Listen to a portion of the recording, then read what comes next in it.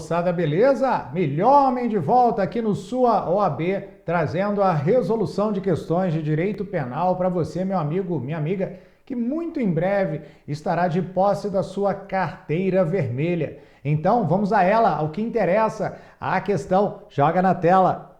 Beleza?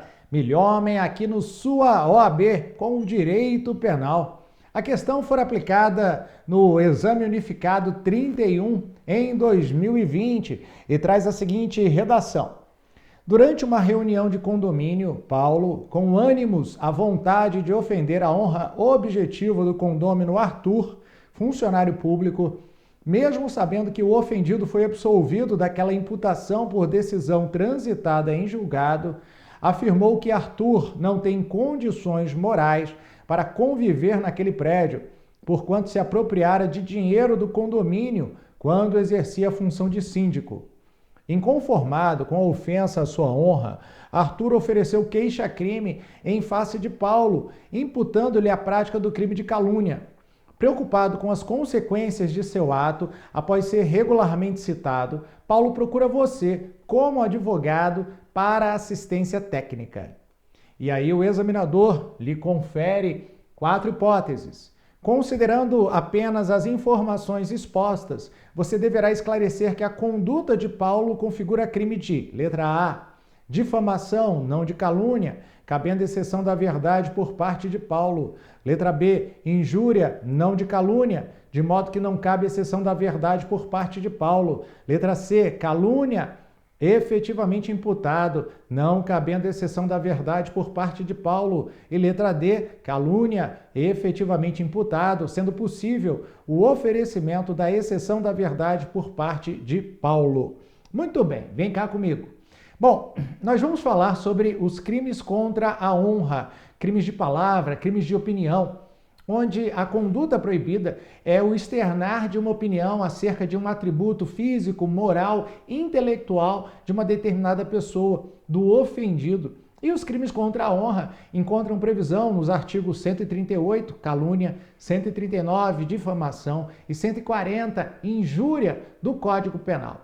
Qual a diferença entre eles? Bom, os dois primeiros, calúnia e difamação, tem por objetividade jurídica tutelada, ou seja, o bem da vida que se pretende proteger com a ameaça da aplicação da sanção penal, a chamada honra objetiva da vítima. Honra objetiva. Joga na tela. O que é a honra objetiva, hein, professor? Honra objetiva é a reputação, é a imagem que outras pessoas fazem de você, tá bom? Por outro lado, a injúria tem por objetividade jurídica tutelada a honra subjetiva. A honra subjetiva é a sua autoestima, é como você se vê, não é como os outros o veem. Nós estamos falando do amor próprio, da autoestima, da consideração que você tem em relação a si mesmo. Assim, por exemplo, quando uma moça movida por inveja chama a outra de feia, ela está atingindo a honra subjetiva da vítima, que pode eventualmente ter uma diminuição na sua autoestima. Lembrando que auto é reflexo, é relativo a si mesmo e, portanto, é escrito com U, tá bom? Auto é que é com L, beleza? Bom, vamos continuar então a fazer a diferença entre calúnia e difamação. A calúnia é a atribuição de um fato definido no tempo e no espaço a uma determinada pessoa, sabendo que esse fato, essa conduta é falsa e sabendo que essa conduta falsa encontra previsão legal como crime. Assim, se eu digo que alguém é ladrão, eu não estou caluniando essa pessoa, eu estou injuriando. Mas se eu digo que numa determinada data, durante a aula, numa determinada faculdade, o fulano se apropriou da hora do recreio, do intervalo, para subtrair um computador da mochila de um seu colega. Nesse contexto, eu estou praticando o crime de calúnia, sabendo que se trata de um fato falso e que encontra previsão na lei como crime de furto. Já a difamação, tendo também a honra objetiva como objetividade jurídica tutelada, guarda relação com a calúnia, mas não exige que o fato desonroso seja criminoso. Assim, eu posso atribuir um determinado fato a uma determinada pessoa, sabendo que esse fato é falso, mas sabendo que ele não encontra previsão como crime. Essa é a difamação. Por exemplo, dizer que um determinado servidor público, ele assina o seu ponto ou faz o registro do ponto eletrônico, deixa o paletó na cadeira e vai embora passear, retornando só no final do expediente para novamente assinar esse ponto. Bom, nós estamos aí diante de um fato que é imoral, uma imoralidade administrativa e que ofende a reputação desse funcionário público, mas que não pode ser interpretado como crime, porque não existe previsão legal como tal, mas é difamação, tá bom? E é nesse contexto dos crimes contra a honra, dos crimes de opinião, que nós vamos analisar a questão em face da possibilidade da exceção da verdade. O que é a exceção da verdade? A exceção da verdade é um incidente processual que permite que aquela pessoa que é acusada de ter falado falsamente contra outra tem de provar que, na realidade, o que afirmou não é falso, é verdadeiro. Então, confere-se no mesmo processo onde se analisa a responsabilidade penal do chamado querelado, o autor da calúnia, ou eventualmente da difamação, tem esse, o querelado, aquele que é acusado da prática do crime contra a honra, a oportunidade de mostrar que está falando a verdade. Cabe exceção da verdade para todos os crimes? Não cabe para todos os crimes. Cabe para a calúnia, mas não cabe para a injúria. E para a difamação, professor, cabe? Cabe somente na hipótese de tratar-se de difamação contra servidor público em razão do exercício da sua função pública. Então, enquanto a exceção da verdade para calúnia é regra, para difamação é exceção. E para injúria é nunca, tá bom? Beleza? Então, joga na tela. Muito bem, olha lá. O artigo 138 do Código Penal traz a seguinte descrição da conduta como conduta proibida: caluniar alguém imputando-lhe falsamente fato definido como crime. A pena é de detenção de 6 meses a 2 anos e multa.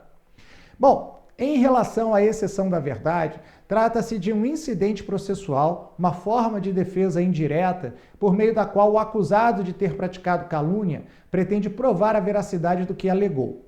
Pode o réu agir assim porque se trata de interesse público apurar quem é o verdadeiro autor do crime. Vem cá comigo. Deixa eu aproveitar e já falar um pouquinho de processo penal. Nos crimes de opinião, a ação penal não é oferecida pelo Ministério Público, é oferecido pelo próprio ofendido, pela vítima.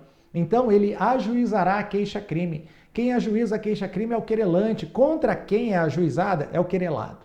Eu precisava que você soubesse dessas duas definições. Por quê? O querelado é a pessoa apontada como autora da conduta criminosa, que falou a mentira. E é justamente ele que poderá solicitar ao juiz, requerer ao juiz a instauração da exceção da verdade, desse incidente processual. Então, suspende-se a apuração da responsabilidade penal do querelado, para que ele possa provar que o que falou era verdade. Beleza? Joga na tela aí. Muito bem. E aí a gente vê quais são as hipóteses de exceção da verdade que encontram previsão no artigo 138 do Código Penal. Artigo 138, parágrafo 3º. Admite-se a prova da verdade, salvo... Inciso 1º, se constituindo o fato imputado crime de ação privada, o ofendido não foi condenado por sentença irrecorrível. Inciso 2º, se o fato é imputado a qualquer das pessoas indicadas no número 1 do artigo 141. O número 1, inciso 1º do artigo 141 faz referência ao presidente da República e chefe de governo estrangeiro. Ou, joga na tela. Inciso 3º, se do crime imputado, embora de ação pública, o ofendido foi absolvido por sentença irrecorrível. É justamente essa hipótese do artigo 138, parágrafo 3º, inciso 3º, que nós vamos utilizar para resolver a questão trazida pelo examinador. Vamos a ela? Joga na tela. Muito bem. Olha lá. Durante reunião de condomínio, Paulo, com vontade de ofender a honra objetiva de Arthur, funcionário público, mesmo sabendo que ele fora absolvido, olha só a informação importante que o examinador trouxe, ó. O Arthur fora absolvido por decisão transitada em julgado, afirmou que Arthur não tem condições morais para conviver naquele prédio porque se apropriara do dinheiro do condomínio quando exercia a função de síndico. Olha só, eu estou dizendo que o cidadão não pode morar aqui porque ele meteu a mão nas verbas condominiais. Só que esse fato fora levado a juízo e ele foi absolvido por sentença transitada em julgado. Sentença transitada em julgado é aquela da qual não cabe mais qualquer tipo de recurso e que adquire a qualidade de coisa julgada, não podendo o objeto do processo ser rediscutido nem na mesma relação processual e nem em qualquer outra relação processual. Esses são os elementos trazidos pelo examinador. E aí pergunta-se, cabe exceção da verdade na hipótese de calúnia, onde o fato já for objeto de processo e o acusado já for absolvido por sentença absolutória transitada em julgado? Você certamente vai responder, não, né, professor? É a regra constante do artigo 138, parágrafo 3º, inciso 3º. Exatamente. Então vamos ver quais são as hipóteses trazidas pelo examinador para serem respondidas. Joga na tela. Beleza, vamos lá. Letra A. Considerando apenas as informações expostas, você deverá esclarecer que a conduta de Paulo configura crime de difamação? Falso. Por que não é difamação? Não é difamação porque a atribuição da conduta de Paulo ao ex-síndico configura apropriação indébita, ou seja, a afirmação encontra previsão na lei como crime, e se encontra previsão na lei como crime, é calúnia, beleza? Joga na tela. 2. Injúria? Não, eu já sei que é calúnia. 3. Calúnia efetivamente imputado, não cabendo exceção por parte de Paulo. Pronto, tá aqui a letra C, é a letra que corresponde à nossa resposta.